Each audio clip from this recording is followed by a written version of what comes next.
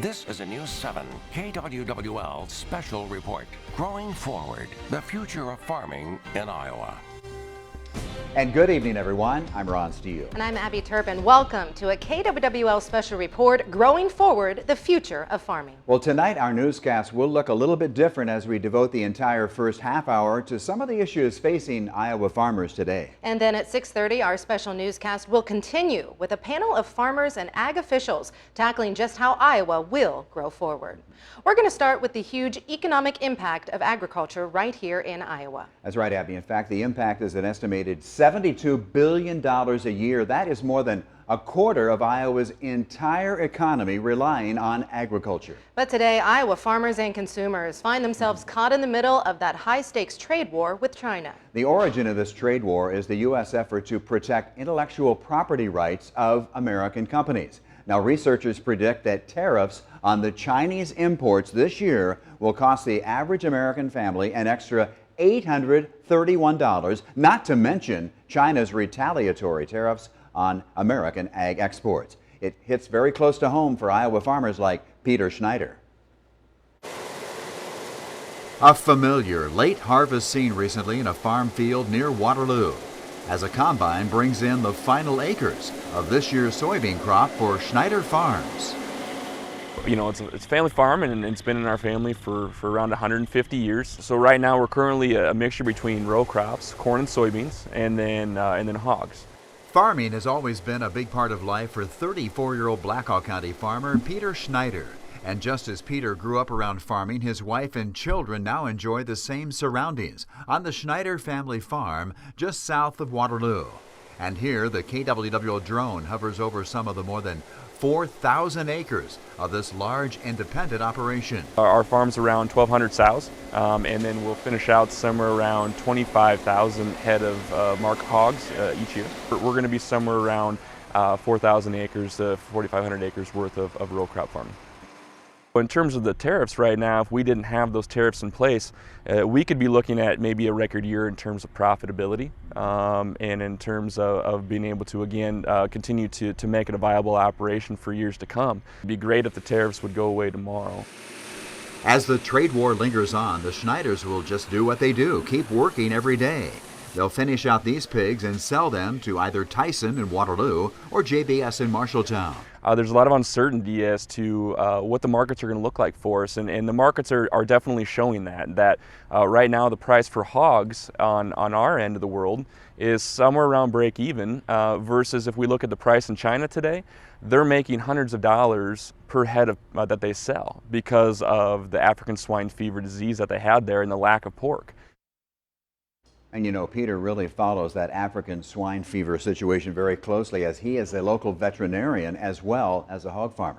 Now, as far as the tariffs, American consumers and businesses have already paid $34 billion in extra costs since the trade war began in February of last year. You know, right now Iowa has around 86,000 farms, according to USDA. About 90 to 95% are family-owned farms. That's about 2,000 fewer farms, though, compared to the previous census. Now, keep in mind, Iowa had more than 200,000 farms in 1950, and the age of the farmer here in our state is going up, as the census data puts the average age of an Iowa farmer right now at 59. That's right. There are far more Iowa farmers age 65 and older than there are age 45 and younger. Right now, KWW reporter Ashley Neighbor talks with one area farmer about keeping his farm in the family. I knew from a very young age, probably 8 or 9 years old, that's what I wanted to do. It's harvesting time at the Kolb Farms, which means you'll likely find Pete Kolb up in a combine. I enjoyed it, I guess. His two sons farm along with him. John grew up with that same love for the fields. I always liked playing in the dirt. I was always in the sandbox, it seemed like, and I just couldn't be around the farm enough. I always liked being out around the machinery. I guess it was just always kind of in my blood. Their operation is primarily raising grain crops. They also specialize in seed corn and seed beans. What we grow is what the farmer would plant next year. While the weather can make or break their yields, it's the markets and when to sell that weighs heavy on their minds. And trying to identify whether, should I sell today and lock in some of my production at a break-even price if I get a normal yield, or is in 6 weeks that going to look like the worst decision you ever made or the smartest thing I ever did, you know? So Marketplaces are becoming more and more unpredictable as the global economy expands. you really have to pay attention, and it weighs on your mind daily, and you need to be watching that constantly. The Kalbs have spent years building their operation and improving their land. And then you would like to think someone you can hand that baton off to, and they will continue to improve. Family farms account for almost 96% of farms in the U.S., according to the USDA, yet the age of the average farmer continues to increase. While the transition will be years away, John's hopeful this farm will stay in the family. I want to be a farmer. John's 11-year-old son Lucas is ready to become the 4th generation, and he's pretty firm in his decision. Because I watched my dad and my grandpa do it, and it just looks fun. While the number of farmers may be on the decline, Pete says the same technology that can make it difficult for his generation to keep up will fuel the future. Probably has something to do with farming being less labor intensive. So one person can farm a lot more than what they used to be able to. Reporting in Fayette County, Ashley Neighbor, News 7, KWWL. Managing the growing size of conventional farms, along with the uncertainties of weather and markets, can cause a huge amount of stress. You know, U.S. Senator Chuck Grassley of Iowa recently introduced new legislation called the Seeding Rural Resiliency Act. Now, the goal here will be to curb the rising rate of farmer suicides in America. But this would work with organizations that work closely with farmers to have help out there, and particularly to enhance the knowledge of people that deal with farmers on a regular basis. KWW reporter Colin Dorsey talking with one area farmer in Clayton County on how he handles farming's stressful challenges. Up until a couple decades ago, a farmer with a few hundred acres was considered to be doing well. Those days have gone. Farmers now look at several thousand acres every season. Those extra acres mean for some added stress. But a lot of times you've got more entities and more parties involved to just make it needs to be bigger just to sustain the family members that are involved. Eric Oberbrockling comes from generations of Iowa farmers. He's seen the good times and the bad. A bad year definitely doesn't do anybody any favors. I mean, the big shock absorber to having a bad year is make sure you know your financials. A bad year can turn a farm upside down, adding a lot of worry to the day-to-day. Weather's number one from a grain operation. From the livestock side, you've always got disease issues to worry about. Production's the big thing, weather, disease, all equates to getting production. And a wet and late year like 2019 won't be a cheap year for grain farmers in Iowa. Some crops were planted a month late and harvested a month late. Corn especially didn't get the drying time it needed while still in the field. This means farmers like Oberbrockling will be paying. Well, the yield is there. We're definitely still going to add to the drying cost. Going to burn a lot of propane to dry that crop down to get it into storage. These are just some of the unforeseen aspects that pop up when planning early in the year. There's always hiccups in the road. I mean, whether it be a trade issue or the ethanol issue or Mother Nature throwing a wrench in the system. He tells me the key to running a successful farming operation, which in turn brings down the stress, is diversification, bringing up the old adage of don't put all of your eggs in one basket. In Clayton County, Colin Dorsey, News 7, KWWL. And if you are dealing with personal or financial stress, there's a list of phone numbers right there on your screen. These are also available on our website, kwwl.com. You know, unfortunately, Chapter 12 farmer bankruptcies allow farmers to avoid liquidation or foreclosure, but they did rise 24% nationwide in the last year. There were 24 farm bankruptcies in Iowa over the past 12 months, and that was an increase of 10 from the previous year. KWW reporter Travis Breeze is digging into the actual cost of running a farm. Agriculture economists estimate that corn farmers in Iowa sank over $700 into each acre of rented land this year. Now that includes money spent on machine maintenance and supplies. While it is a labor of love, getting back what they invest can be difficult. I think sometimes going to school for finance would help out some with that. A brand new set of farm machinery could cost you around $1 million. I know a lot of the equipment here is probably twice the amount of what my house cost. Emily Snyder doesn't have to start from scratch, inheriting a lot of equipment from her dad, Ray. But it's tough to find a way around increasing land costs. When I bought my farm in 1972, we paid a little over $600 an acre. Now it's over $9,000. The selling price of corn catapulted in 2012, but higher land costs came right along with it. Since then, commodity prices have fallen quicker than land prices, making it harder to turn a profit. I don't think every farmer out there is in the red. I think the whole system is hurting. David Baker heads Iowa State's Beginning Farmer Center. While he's seen struggles, he's also seen low interest rates help people like Snyder diversify. The livestock definitely helps us a lot. That's why a lot of people either get started with the livestock or have livestock plus their crops. Ray has leaned on Emily for her help in the field and with the finances, and he's ready to hand the keys to the fourth generation. She's my retirement, her and her husband. He's kind of already done that a little bit, but yeah, we are his retirement. That is pretty much how it works. Reporting in Johnson County, Travis Breeze, News 7, KWWL.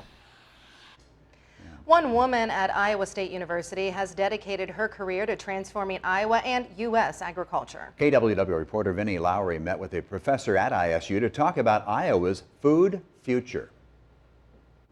Dr. Lisa Moore says there are many ideas on the horizon for the future of agriculture, including facing the environmental and economic challenges to growing what we eat. I think that we have a real opportunity to come up with creative solutions that work for people in the land. She suggests getting Iowans together at the table. We actually need more time together, sitting across the supper table, right? Our urban residents and our rural residents, talking together about what we both want for the future of agriculture. The table discussion would center on building upon the rural community, an experimental town layout called an agrihood, where agriculture and residency are intertwined. If we expand upon it, could really offer a lot of people a lifestyle that they frankly crave. You could potentially own your own 10 acres. If you didn't want to do that, you could buy that from a farmer that's located right in your neighborhood. Bracing for the economy is part of the future. Dr. Moore says farmers can handle a fluctuating market by planting a diverse crop, including small grains. This would use more of their fields year-round. And market diversification generally helps them weather, the ups and downs of any given market. Dr. Moore says the transition to the ideal future of agriculture is not fast enough, and that the small rural communities have suffered as a result. Production, technology, and conservation in a way that also returns value to the farm, we will figure out something that nobody else in the world has been able to figure out. A lot of this change doesn't just fall on the farmer. Dr. Moore reminds everyone, research only goes so far. It requires society to take the next step. Vinnie Lowry, News 7, KWWL. Let's talk more now about family farms, a bit of an emotional story. What happens when a farm's right-hand man is given a shocking health diagnosis during their busiest season? Right now, KWWL reporter Leslie Stone has this Iowa Nice story. Kiefer Farm's annual fall attraction brings enjoyment to generations of families in eastern Iowa. But that was all put into question recently. Thanks to family, friends, and a little prayer, the family business continues. Doing this for 57 years so far. From pumpkins to tractor rides, even a haunted house. You can find it all at Kiefer Farms in Waterloo. But this year is a bit different for the Kiefer family. He was diagnosed with cancer in the beginning of July. Started taking both chemo and radiation treatments, experienced some difficulties with the radiation treatments that ultimately gave him an emergency ambulance ride down to Iowa City in the middle of September. Julie Kiefer says the past few months have been difficult, running to doctor's appointments while keeping up the farm. While she says it's hard to ask for help, a simple post had dozens answering her call. We had over 40 people step up to the plate and volunteer and help us out. Normally a key player in the months-long operation, her husband has been sidelined this year. Still, Julie says the pumpkin season simply would not have been possible without him. His, mechanical expertise and his electrical expertise, he had to help us know how to do that. Things happened with the tractor. We needed, his help to help us get through that as well. So, it's all a learning curve. One that continues on. All righty, which road did the big one come from? And off the farm. I need to be strong for him. Farming is our life, and that's what we do, and that's what we want to continue to do. Now Julie tells me after the pumpkin season, they start working in their greenhouses, growing flowers and produce to be sold at local farmers markets. In the studio, Leslie Stone, News 7 KWWL. Leslie, thanks very much. And at the bottom of the hour here tonight, right at 6:30, our special report for this hour, Growing Forward, the future of farming will continue. You're going to hear directly from some Iowa farmers and key players about the biggest issues facing the farming industry in our state today. Technology has led to huge advancements in farming. That's right, Abby. In fact, KWW reporter Ashley Scott tonight talks to one area dairy farmer about how automation has changed her landscape. So every single day, you need a farmer, I need a farmer. Megan Kregel is the 6th generation to take over the family farm. She says her days as a little girl on the farm, compared to now, are vastly different. It used to take us 5 to 6 hours to milk 250 cows, and we had to have 3 or 4 people there for every chore time. Now a couple of people can do chores for 400 cows, so it's just incredible what it allows you to do and be efficient. Kregel's cows are milked using an automatic machine. It also cleans the cows and their udders and monitors their health. Robots, our schedules are so much more flexible than they ever used to be. Like I said, it takes 1 to 2 people to do chores at night. It takes 2 to 3 in the morning. Cats are fed and have their health monitored the same way. Having that free time and that flexibility is huge. I mean, I've been able to attend weddings I never thought I'd be able to attend. Like, my parents go out some night, they can leave the farm at 5 or 6 o'clock. Like, it just never could happen before. In Dubuque, I'm Ashley Scott, News 7 KWWL. And our special hour-long program continues. Our discussion and reports on Iowa farming will continue in just a moment. Stay with us. Welcome back. Weather has been a whirlwind for Iowa farmers in 2019. Right now, let's take a quick look back at the roller coaster. Yeah, we had a bitterly cold and snowy start to the year. Iowa had below average temperatures and above average snowfall. All that cold and snow led to a spring full of flooding for so many here in our state. Many spots in Iowa saw minor to major flooding, especially in western Iowa. In my home state of Iowa, widespread flooding has had a devastating impact, causing an estimated $1.6 billion in damage in Iowa alone, with even more damage reported across the Midwest. Now, Senator Joni Ernst lobbied to get the disaster and package signed. It includes $3 billion for those affected by the spring flooding across the Midwest. And the USDA also announced assistance for Iowa flood victims in the form of low-interest loans, the Livestock Indemnity Program, and the Non-Insured Crop Disaster Assistance Program. A dry period followed those spring rains, finally gave our farmers a chance to get out in the fields, but the summer quickly faded into a rainy and chilly fall. Earlier than expected snowfall also contributed to the very, very late harvest this year.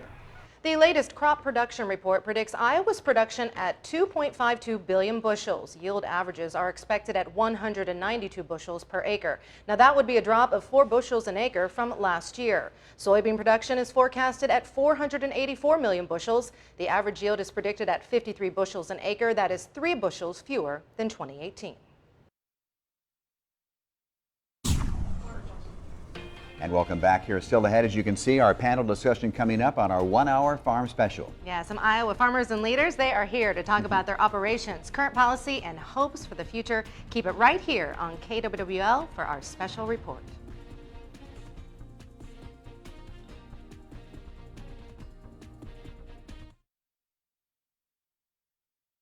This is a News 7 KWWL special report. Growing Forward, the future of farming in Iowa. We need to get USMCA ratified. We need that done tomorrow. That is one thing that could have a tremendous impact on not only our farmers and families, but our small businesses and manufacturing. Iowa Governor Kim Reynolds recently talking about the United States-Mexico-Canada trade agreement, which has been signed but not ratified. And welcome back to our KWWL special report. At this point, we would like to introduce our panel of farmers and ag leaders. Right beside me is Kate Edwards. She runs Wildwoods Farm. It is a CSA, that's a community-supported agriculture farm located in Johnson County. Kate is also a member of the Eastern Iowa Young Farmers Coalition. Next, we have Sally Hollis, a well-known Blackhawk County farmer and owner of Lane Haven Farms, owned and operated by the Hollis family for 3 generations. Along with her husband Blake and the well-known Kurt and Betty Hollis, they produce seed corn, commercial corn, soybeans, and hogs.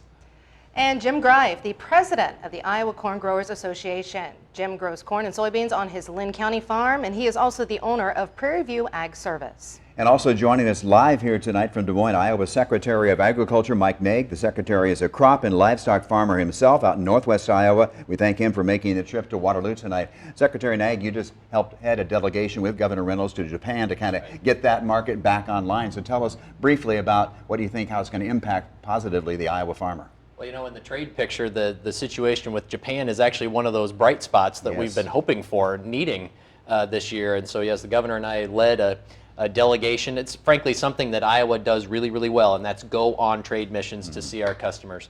We're coming off of a new trade agreement that was recently signed between the United States and Japan. The president and the prime minister signed that agreement back in New York in September. I was actually in the room. That was kind of interesting to be there, and then to be on the trade mission to Japan last week. Tremendous opportunity to increase our pork and beef exports in particular to Japan. So we show up very well in that market. Been an important market for a couple decades, and we've got more opportunity coming this way. Fantastic. Secretary Naig, thank you very much. Now, I want to turn my first question to Jim. Jim, this is something you're very passionate about, and it is the Renewable Fuel Standards Rule. And first, a lot of hope on this, but then a lot of disappointment from the EPA. On October 30th, you spoke at the EPA public hearing, and I want a few quotes that you had in the things that you said that it's a trick, not a treat, their current proposal, and also you said that the trust factor with EPA is at an all-time low. Can you elaborate more your concerns, and also how has this affected your personal farm? Well, it is a trick. President come and he promised us that they were going to do away with these small refinery waivers and work that back into the system. And a week later, we get the word from the EPA that they're not going to do that. So on one hand, they're telling us one thing, and on the other hand, they're telling us something else. Personally, it's hurt the price of corn. It's taken over 1 billion bushel of corn off the market that should have been used up making ethanol for renewable fuels. Absolutely. And Secretary Naig, you also spoke to the EPA. That's right. You know, we've kind of had some highs and lows this year with renewable fuels, right? We go back to the beginning of the summer. The president came to Iowa and announced year-round access to E15, 15% ethanol blend, which is great news, an opportunity, a signal to expand the market. Fast forward to August, we had these small refinery exemptions, and boy, that took the wind out of our sails. And then we thought, again, with Senator Grassley and Senator Ernst and Governor Reynolds negotiating a deal with the White House to account for those waived gallons, and then EPA rolls out a rule that just doesn't hit the mark. So there's still time. We're encouraging folks to make sure they weigh in on this rulemaking by the end of November with EPA. There's still time to get it right. But this is an important industry for us. Iowa leads the nation. We're #1 in ethanol and biodiesel production. So we need to make sure that our voice is heard in this conversation. And to go along with that, I do want to mention the public does have until November 29th. You can comment on the EPA website. And I know also on the Iowa Corn Growers website, I saw iowacorn.org. You can go there. There's many links to sign letters and also voice your opinion as well. Sally, what's your biggest concern with this trade war going on and the tariff situation? How does it impact your farm here locally? It definitely impacts us. As you mentioned, we're #1 in the nation. We raise corn, soybeans, hogs, and export markets are extremely important to us. And so these trade deals are of the utmost concern. As I think about the past year and the uncertainty that the trade deals have caused, the trade disputes, the lack of trade deals for farmers in the state has been large. And so it's not just, it's getting it known, and those trade deals are long relationships that have been there for decades. And that's my concern is, I think a lot of farmers understand some of the short-term pain and hopes that there's long-term gain, but we hope that we don't permanently damage some of those important relationships. Yeah, because China's purchases of beans last year dropped like 74% because of the situation. Those export markets, that's crucial to the entire future of the industry, right? Very much so. Let's talk a little bit about the propane shortage, and I do want to mention that just today the Federal Energy Regulatory Commission announced that it's going to try to do a resolution coming up. Of course, we'll keep everyone posted with that at KWWL.com. For Jim and Sally, as far as things going on your farm, is propane an issue right now? Yes. It's been almost 3 weeks since I've had any propane delivered to the farm. Wow. Luckily, I've got a lot of storage and I almost had enough to get done, but we are basically out of propane. Kate, tell us about your operation, Community Supported Agriculture, down in Johnson County. I know you have 200 customers, but you've been in business almost a decade now. And, and tell us a little bit about that. Yeah. So I started farming about 9 years ago, and I had wanted to be a row crop farmer. And I, my grandparents were farmers, and I saw that that was a wonderful way to have a life. But I didn't see a way in because land access is such a thing for beginning farmers. And so I decided that vegetables took the least amount of land and the least amount of capital. And so I started with 11 customers and slowly grew it. And we grow now for over 200 families in the area. I'm a direct market farm, so that means that I grow the vegetables and sell them directly to the people that consume them. And they pay ahead, and then we deliver to them all season long. Why do you think that the CSA model is so attractive to consumers today? I think people want to know their farmer. People want to know where their food comes from. And as farmers, we have an opportunity to, as a part of a diversified types of operations, offer that as an opportunity. Jim, I heard Gary Dolphin during the game last week say your slogan, something like, Iowa grows corn, but in reality, corn grows Iowa. And that's the message you are trying to get out there, right? That is the message that as an Iowa corn grower president, I try to get out there. Corn is the #1 crop in Iowa, obviously, and we export a lot of corn all over the world, and we need to do whatever we can to promote corn growing in Iowa.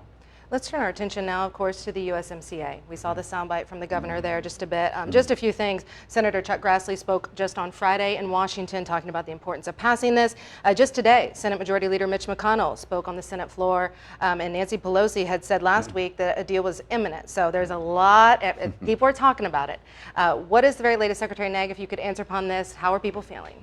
Yeah, well, first of all, the governor's spot on. It's time to pass this trade agreement. It was negotiated over a year ago now, and here we've been waiting to get passage through our Congress. We believe the votes are there, and we need to get that vote taken. Right. And there's a lot going on in Washington right now, but this is something that could actually be a boost to our economy. It certainly would support U.S. agriculture, Iowa agriculture in particular. Canada and Mexico are our #1 and #2 trading partners for Iowa. Right. So when you're talking about a trade agreement that deals with tariffs across those two borders, our closest allies, our closest neighbors, this is a big deal for us. And so there's a lot of frustration. There's a lot of things that we can't control in agriculture, right? We talked a lot about weather this year. We can't control the weather, but this is something we can control. And this is something that could have a direct impact and provide some support and a boost to our economy. So when we don't do those things, that's a huge source of frustration. So we need to get that moving. And the other piece is that every day that our U.S. trade representatives are negotiating with Congress over the USMCA is a day that they're not able to go and negotiate new trade deals around the world, and we've got to go play offense on trade. The drone industry is becoming, we're talking about the future of farming. Sally, you mentioned you have drones on your farm. I mean, they're being used, the robots also. This is kind of the future, isn't it? I think so, yes. I think technology is continuing at an exponential pace. And so 5 years ago, what we were doing with drones is nothing compared to what we're doing with drones today.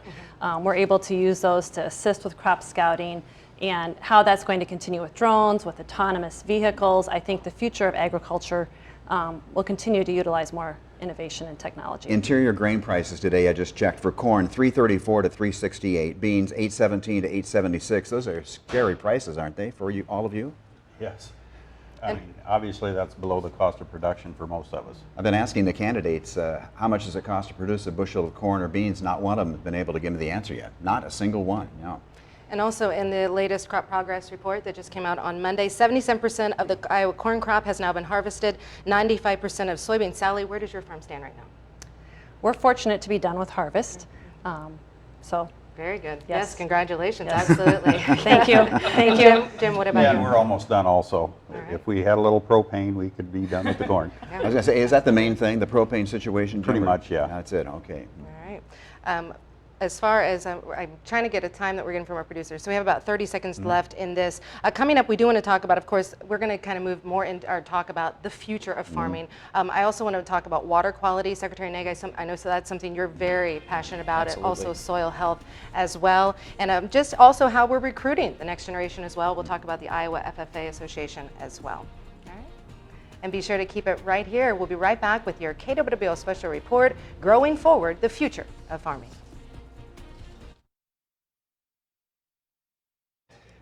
Let's talk more now about farming and technology. You know, sensors developed recently by University of Iowa students. These sensors track various weather patterns as well as soil moisture. And the Iowa students that designed them, they hope that this will become an affordable item down the road and soon for farmers. Design idea for these sensors is to drive the price way down and to have hundreds of sensors in a field rather than one sensor in a field. Now, right now, more than 30 Iowa farmers have these sensors in their fields, actually across the Midwest. They'll be asking for feedback so that the researchers at Iowa can better understand how the sensors can be made more efficient. And that's a situation that's, again, we're looking to the future here. But earlier in the show, we heard from Peter Snyder, and Peter told me that at their farm, one of the most important things is best farming practices and a healthy soil. And that means we're talking about chemicals, we're talking about water quality. Secretary Naig, I know that was a big platform for you and you're a candidate. Well, absolutely. You know, we talked a lot about in the campaign about, you know, we wanted to make sure we were doing all the right things to build markets for our products.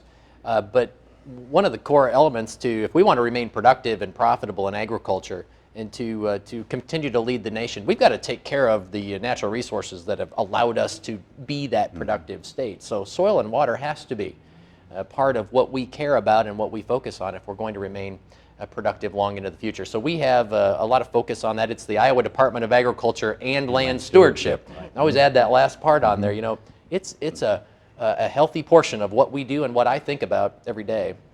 And we're excited about the progress that we're seeing implementing Iowa's nutrient reduction strategy. And we got a lot of work to do. There's no doubt about it. This is not an easy task. It's not a one-size-fits-all type solution, and that can make it challenging. But boy, I'm proud of what's happening all across the state. Sally, what are you doing on your farm to improve water quality? We are also very passionate about it and have been very involved with the Iowa Nutrient Reduction Strategy and have learned a lot about different practices and how they impact water quality. We have a denitrifying bioreactor that we put in the fall of 2013, and so really getting to see the results of how much that's improving water quality at the inlet versus the outlet. We do a lot with cover crops and just staying active in the conversation. So always trying to learn. There's exciting new wetlands going on in our county and a number of initiatives to improve water quality. You know, you mentioned cover crops, and Kate, I know that you have said that you guys have a lot more in common than you think, even though you're a smaller operation yes, we do. than these 4,500. Cover cropping is one of those things that no matter what the scale is something that's very important for soil health. So we were just talking that we all use one of the same cover crops, rye. So it's kind of a fun thing to know that all farmers have a lot in common, no matter the size or the type of operation. Yeah, absolutely. And Kate, the reason I got to know you over time, we had done a story back, about, you're a member of the Eastern Iowa Young Farmers Coalition. Tell us more about what work you're doing and also what assistance right now is available for young farmers. Yeah, so one of the things that I'm really excited about right now is the Eastern Iowa Young Farmers Coalition. We are a group of young farmers that are realizing that we have unique needs as farmers, and it's part of a national organization as well. But one of the things that we were able to accomplish last winter was to introduce some legislation and have some legislative support for some land access issues that's very unique to direct market farmers that are smaller farmers.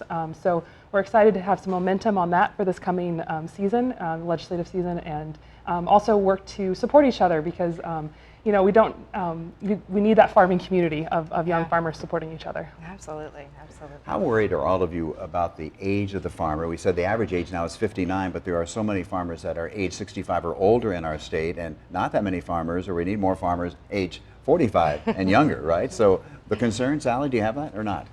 You want to pass it on to your kids, right? It's an opportunity. It's an opportunity. So yes, it's a concern, and I also see a number of young individuals interested in farming. Great. And so it's exciting from that perspective to see the number, and I wish there were more.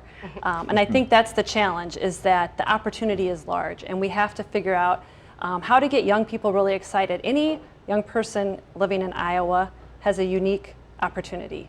they are surrounded by agriculture, and the number of job opportunities are astronomical. So we just need to do a better job of sharing those opportunities and continuing to get more young people involved. Oh, and speaking of, Jim, I know the Iowa Corn Growers Association, I saw, currently has nearly 7,500 members. Of course, that's a number that you're going to want to continue to grow. What are some of the efforts being made to make sure that the young people do know the great career that they can have in agriculture?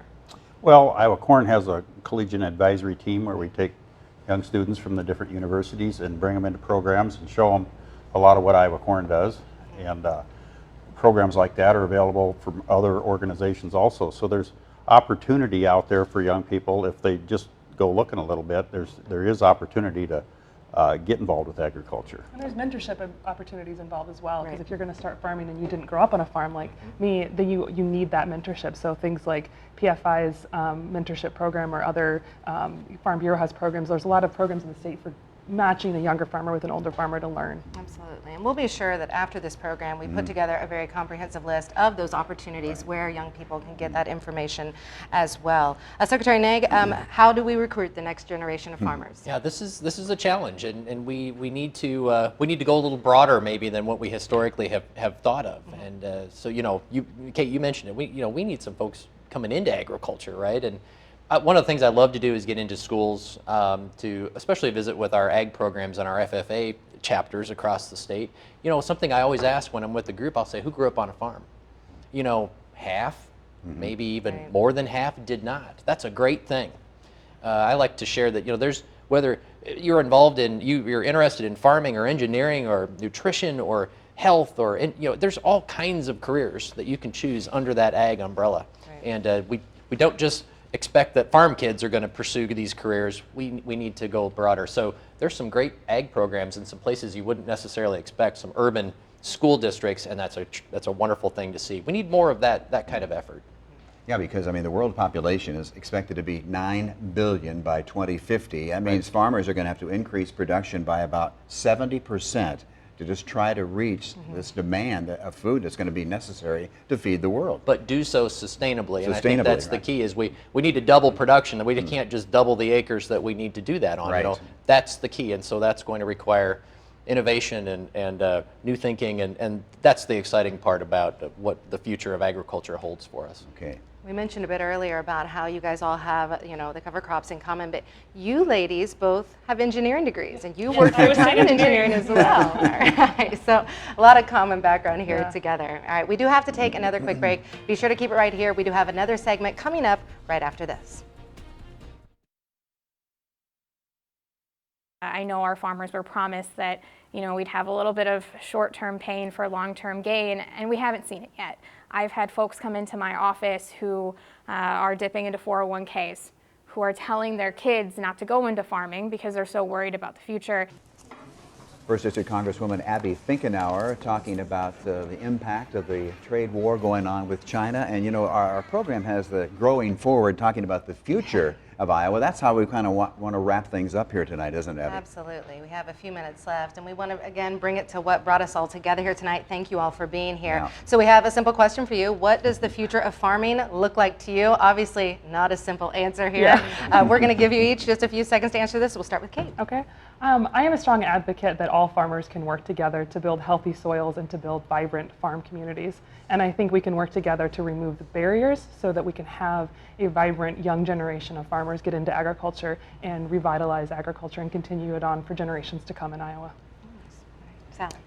I agree completely. I think in addition, consumers continue to play a very big role in agriculture going forward. And I think farmers have to be listening to consumers and making sure that they're meeting their needs, as well as the stewardship of what we're doing. And then I think the opportunity for encouraging more people is important. So the future will have that, and we need people who are going to embrace that new technology. There you go. All right, Jim. Well, like Ron mentioned, the world population is going to almost double in the next 25 or 30 years, and that means we're going to have to double our production, and we're going to need new technologies or use existing technologies to the limit. And obviously the arable farmland in the world is decreasing, not increasing, and we're going to have to make use of better traits and better use of water and all the technology that we can put to bear in front of us to keep up with the demand for food. Absolutely. Secretary Naig. Well, this is the danger of being the last one in line. You know, those are great answers. You've got some time. You've got some time. You know, look, we have such a great history of and tradition of agriculture in this state. It's who we are. It's so much a part of what we are, and I fully believe the future is so bright for us. But we need to focus on. We can't take for granted that will always be the case. And so, you know, when we think about, we've got to make sure we've got markets for products, right? We talked a lot about that. That's an ongoing task. I love the comment about connecting with consumers. That will be an opportunity for folks to better understand what we do. We've got to make sure we're doing things more sustainably, and that will be technology enabled in a lot of ways, I believe. And then we maybe end with one of the most important things is to make all of those things happen. We've got to make sure we're bringing the talent into agriculture in every phase of what we do to make that happen. So I like to say we've got something really worth fighting for here, and I'm so excited to see what that future does hold and to be a part of trying to make that happen. We have about a minute to go, and Sally, you mentioned earlier that you have actually stopped giving your hogs that ribtopamine additive, and that means that could open up your market to China because they don't allow it in China, right? Yeah.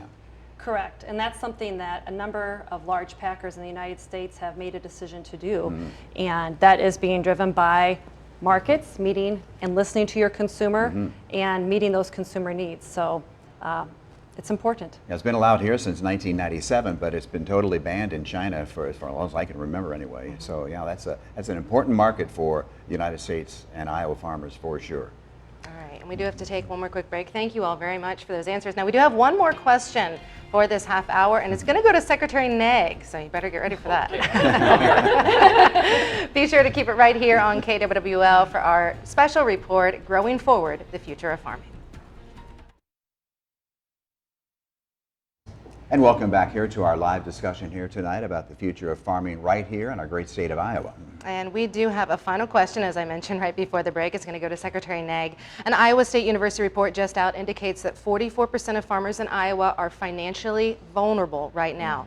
Do you think that we could be heading towards another 1980s farm crisis? Well, look, we're very concerned about some of those, those numbers that we're seeing, and I don't think we're close to that situation yet. But Jim had said it, we've talked about this, when the cost of production exceeds the value of the crop in most cases, or a lot of cases, that's not a sustainable situation. But I think there's reason to be hopeful that we do turn this around. We do start to see a series of Japan-like agreements that we can get on the right side of this, that we can continue to support and grow that market. So that is my hope.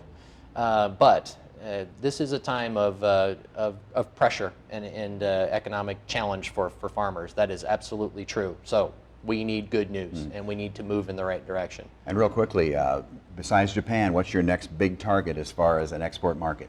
Well, again, USMCA passing Congress is the next most important thing that we can do on the trade front. But look, there's lots of places around the world that we can go and expand our opportunities. So, hey, the sky's the limit. All right, thanks very much. Thank you all very much for joining us tonight. That does it for our KWWL special report. Thank our panel here tonight, and also thank you, the Iowa farmer, for feeding our country and the nation.